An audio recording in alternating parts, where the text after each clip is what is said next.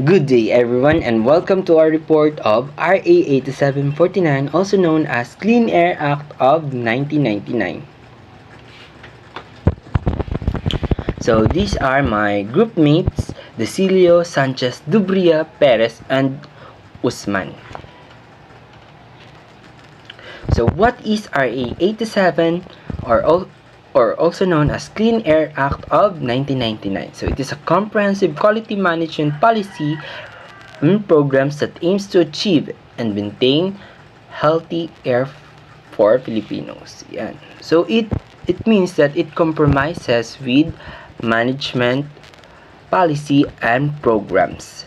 So yan. So it is a parang major law that which was implemented nationwide ram because of the rampant air pollution within the Philippines.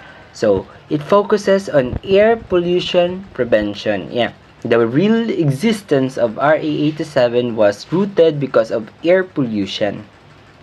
So, aims to formulate a holistic national program of air pollution management. So, of course, to have the air pollution be prevented, we should have a plan or an air pollution policy or air pollution management. Gives the Environmental Protection Agency the necessary tools needed to protect our families and a number of harmful pollutants. So, of course, if this law was implemented successfully, of course, the Environmental Protection Agency have now the power to protect us because they have the power because of the RA 8749 because they help parang implement they help to implement the prevention or air pollution prevention within our country. Yeah.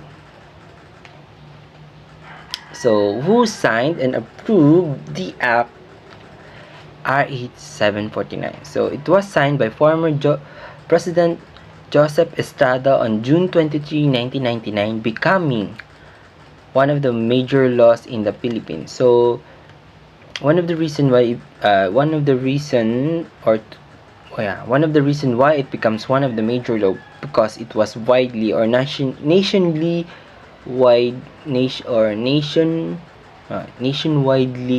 implemented.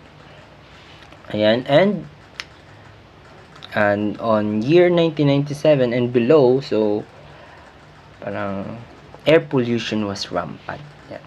Who is the author of RA 8749? So it was so we researched that it was Senator Lauren B. Ligarda who authored the RA 8749.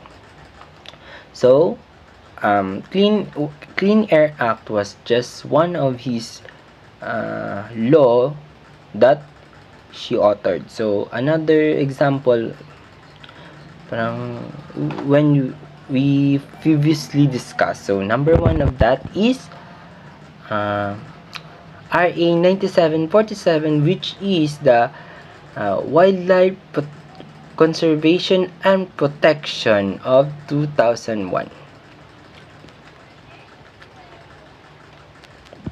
So the state principle. So these are the state principle of environmental law. So the state shall strively promote this following. So promote the right of the people to a healthy, balanced ecology. Yeah. Promote environmental to attain sustainable development. Recognize the responsibility of cleaning the habitat and environment. Recognize the principle polluter must pay.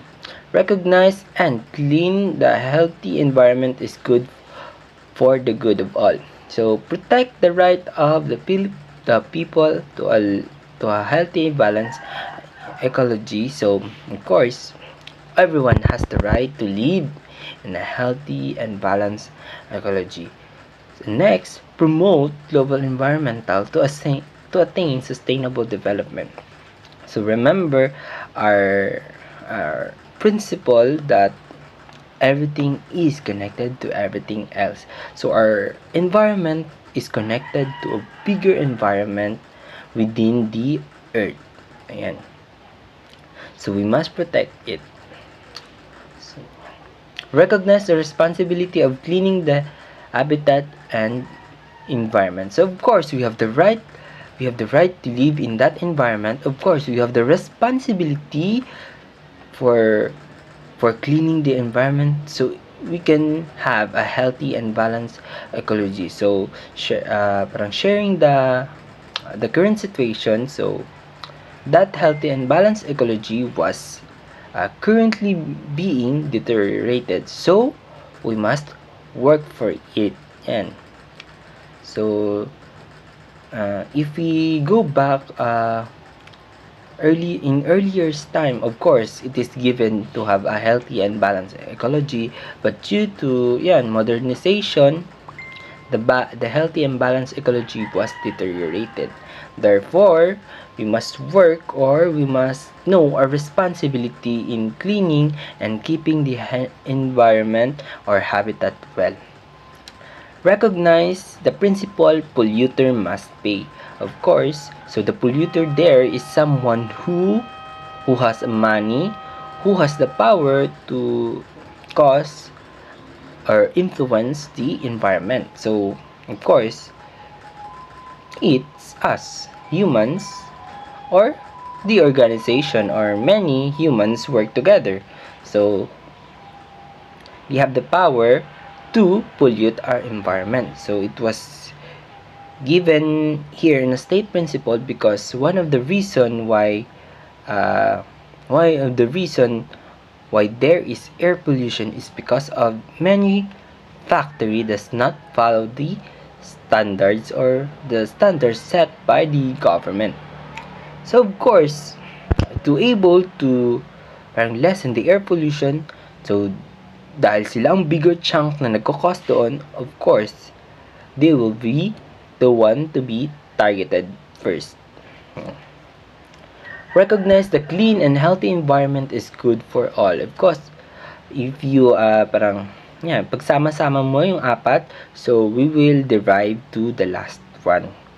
So if we are able to achieve to state principle number 1, number 2, number 3, and number 4, we will able to achieve a good environment for all, because it is also our right to have that, but we have the responsibility in working it up to be able to have that.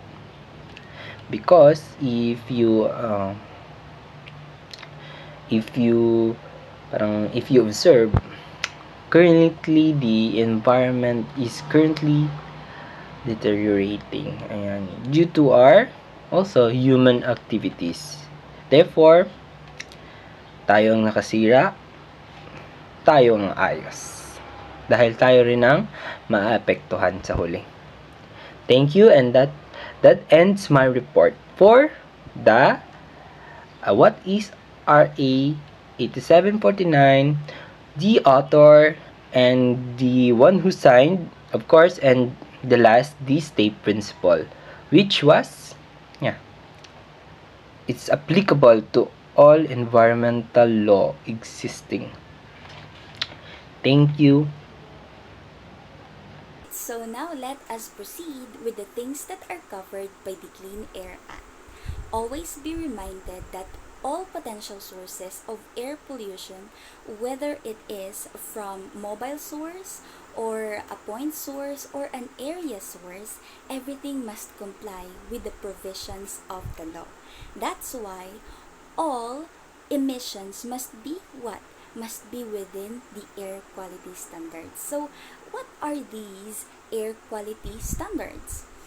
Later, Mr. Sanchez will discuss those things. But now, let us focus with those three sources of air pollution: the mobile source, the point source, and the area source. So now, let us see what is mobile source. Mobile sources refer to vehicles or the air pollution from vehicles like cars, the trucks, the buses, the jeepneys, tricycles, motorcycles, and vans.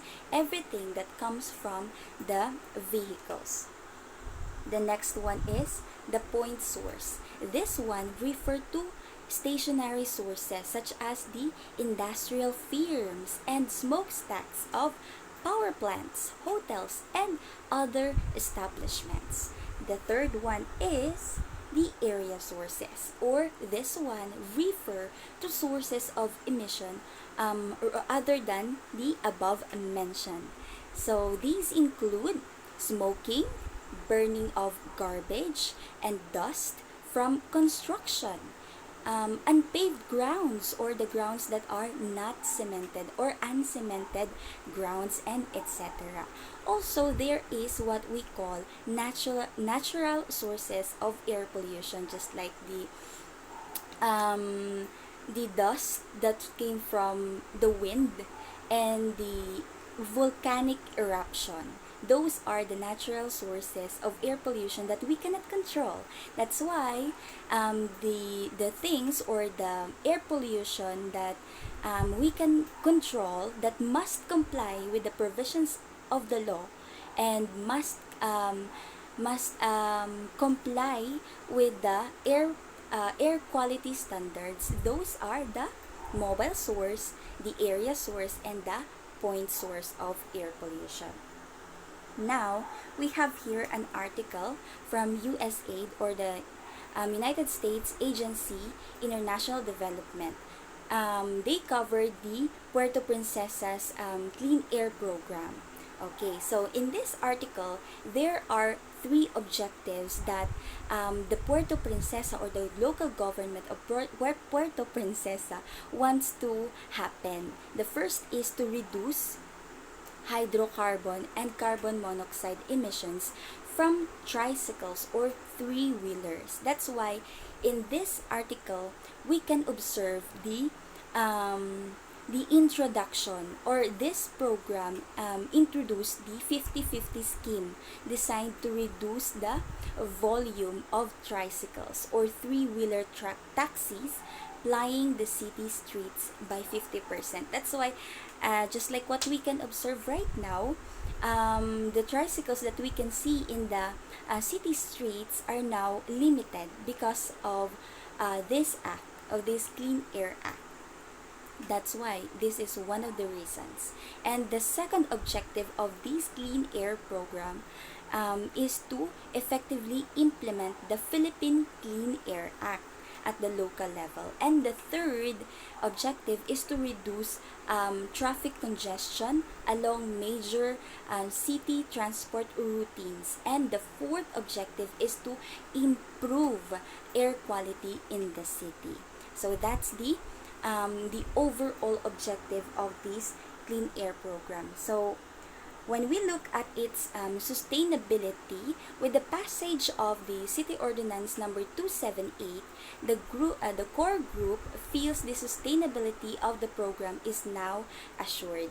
The ordinance mandated the creation of the City Air Management Board that will implement the city's clean air program, covering both the mobile and stationary emission sources that we have discussed earlier. And both sources will have to strictly comply with the emission standards set by the Clean Air Act. Even smoking in public places will not be permitted, which is under the area source of air pollution. The city government is also mandated to promote the use of bicycles by establishing bicycle lanes within the city limits. Program components such as inspection and maintenance, as well as information and education campaigns, are now institutionalized. So this is the coverage of this clean air program, and it is really effective, because we can observe right now that the pollution came from the tricycles or the vehicles across the city streets is now limited, right? So that's the end of my discussion. Thank you. And now we move on to the different compliance mandates for mobile sources of air pollution.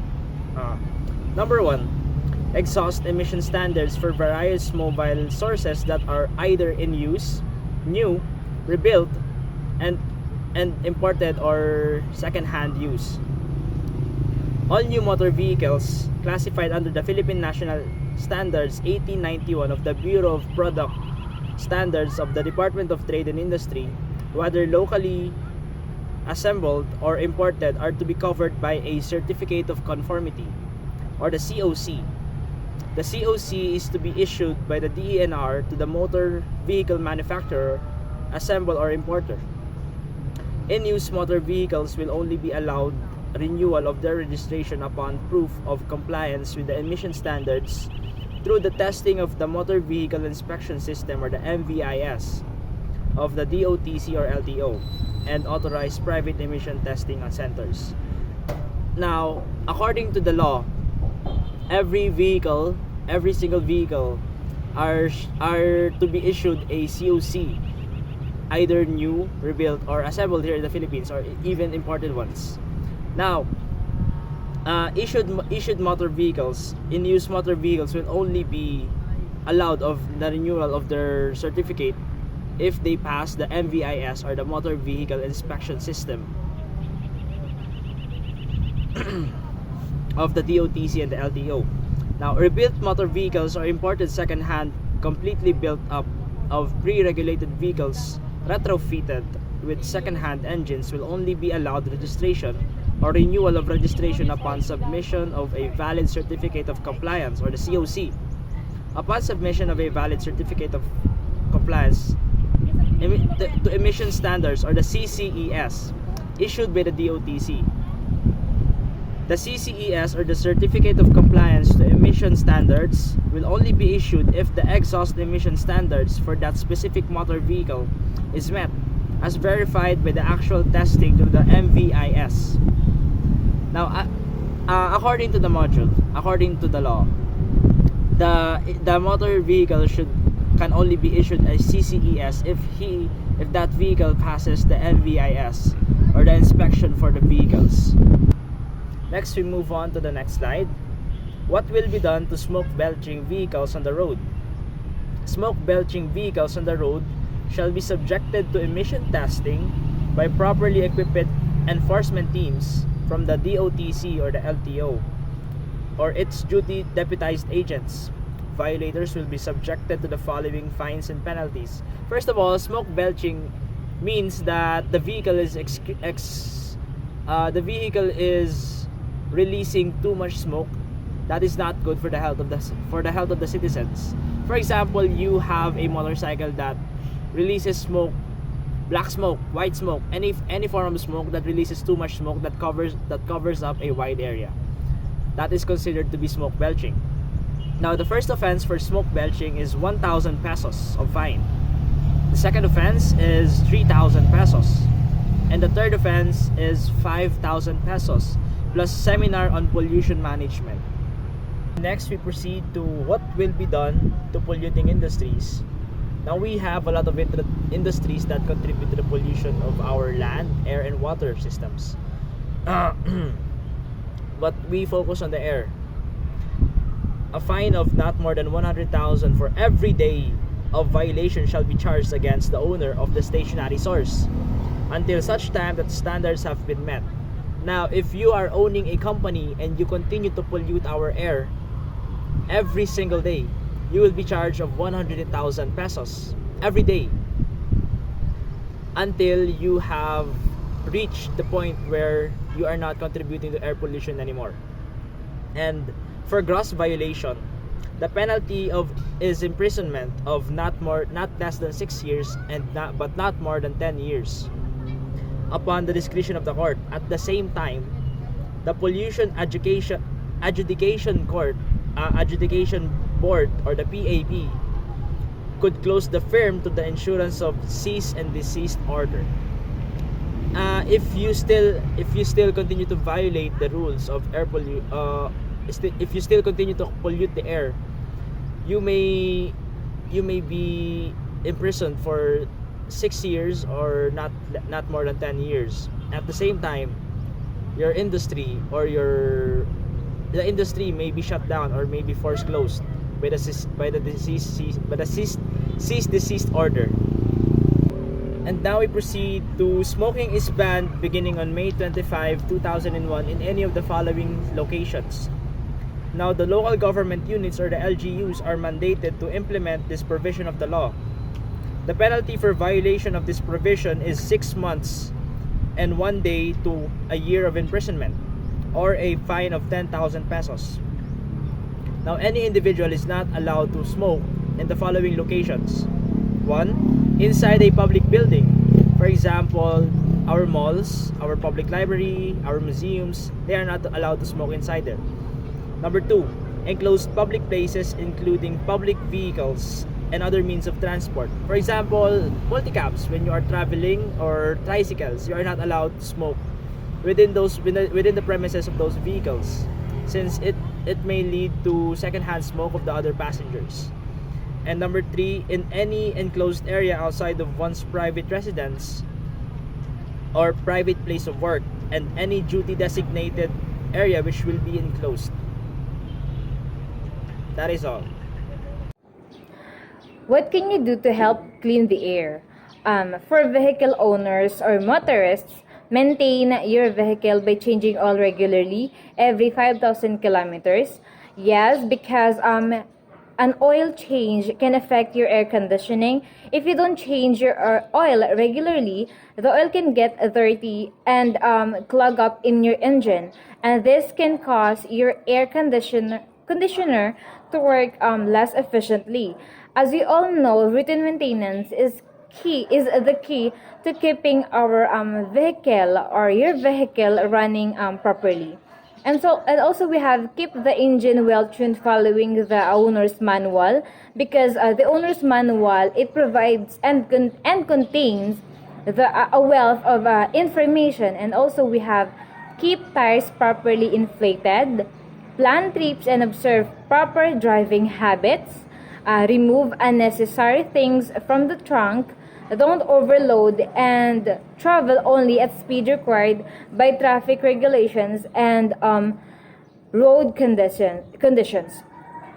As we all know, we observe when we traveled, we observed our speed limit, and also we know the rules and regulations. So it is a way to reduce air pollutions from our vehicles. And also for commuters, try talking to the jeep, bus, tricycle driver about the high health risk of poor vehicle maintenance and improper driving practices. And also we have patronize mass railway transit like LRT and MRT.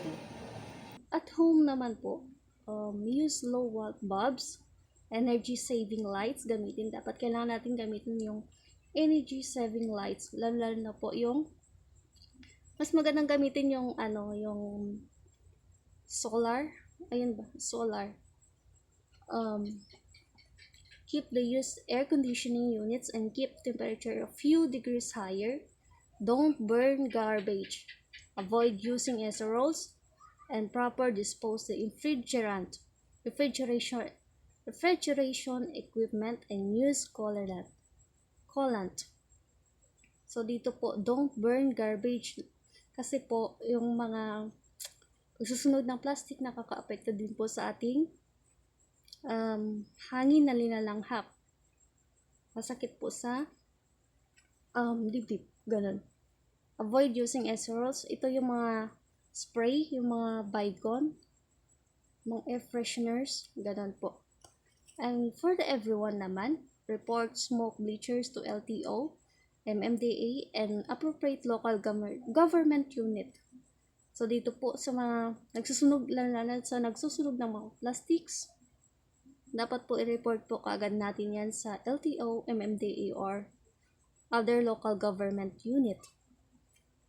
And walk or ride your bike to your places. Dapat po, pag malapit lang, lakarin na lang. And gamitin na lang yung bike. Ganun, para maiwasan na lang natin yung air pollution. and work with residential association to stop burning of garbage. Ayun po, dapat yung mga residente natin, kailangan maging aware sila at iwasan yung pagsusunog ng garbage, lalo na yung mga plastics. Spread the word about the ban of smoking in public. Yon, dito marami po akong nanonotice na may naninigarilyo pa rin sa public places. Kasi po, nakaka-apekto po talaga ito sa ating health. At saka, ayun nga, sabi nila yung second,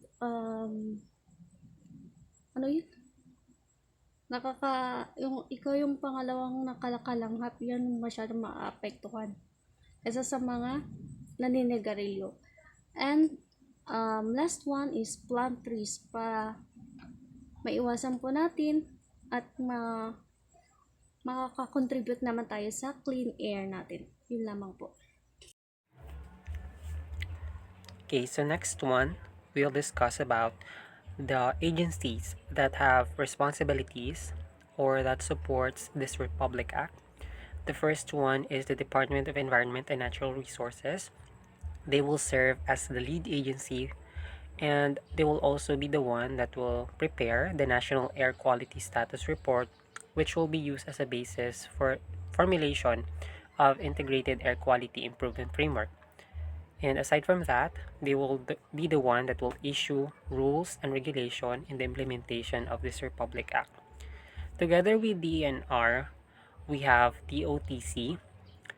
In cases of industrial discharges, so they will the one that will design, impose, and or collect regular emission fees from all discharges as part of the emission permitting system. And aside from that, they will also be implementing the emission standards for motor vehicles. Next one, we have DOST, or the Department of Science and Technology. Together with DNR and other agencies, be it private or public, academe, non-government, and people's organization, they shall establish a national research development program for the prevention and control of air pollution. Next, we have the Department of Trade and Industry, or DTI, and the LGUs with their DOSTs. Together with DNR, they shall develop an action plan for the control and management of air pollution from motor vehicles. And they will do this with the help of the Integrated Air Quality Management Framework. Next, we have DOTC, DTI, and DNR. And they will be the one to establish the procedures for the inspection of motor vehicles and the testing of their emissions. So they will determine the concentration or rate of emissions of pollutants discharged by the vehicles. Next, we have Department of Energy, DNR, and together with Bureau of Product Standards of DTI and DOST, so they will set specifications for all types of fuels and fuel-related products to improve fuel composition for increased efficiency and reduced emissions. So this includes like regulations of fuel so that we know that there will be less pollutants in the atmosphere. Next, we have PAG-ASA, or Philippine Atmospheric, Geophysical, and Astronomical Service Administration. So they will regularly monitor meteorological factors affecting environmental conditions, including ozone depletion and greenhouse gases. So there will be for the monitoring of pollutants in the atmosphere. Next is the Philippine Nuclear Research Institute, or the PNRI. So with the NR, they shall regulate all projects which will involve the use of atomic and or nuclear energy. Because this nuclear energy, nuclear power plants, they would release radioactive substances into the environment. And they should be monitored, and they should be regulated with PNRI. Next, and the last, we have Department of Education, Commission on Higher Education, Department of Interior and Local Governments, and Philippine Information Agency. They shall encourage the participation of government agencies and private sectors, including NGOs, POs, academe, environmental groups, and other private entities, in a multi-sectoral campaign. So this may involve information drives or the implementation of environmental education, the integration of it in the academe. They will probably, teach it in higher educations or in schools.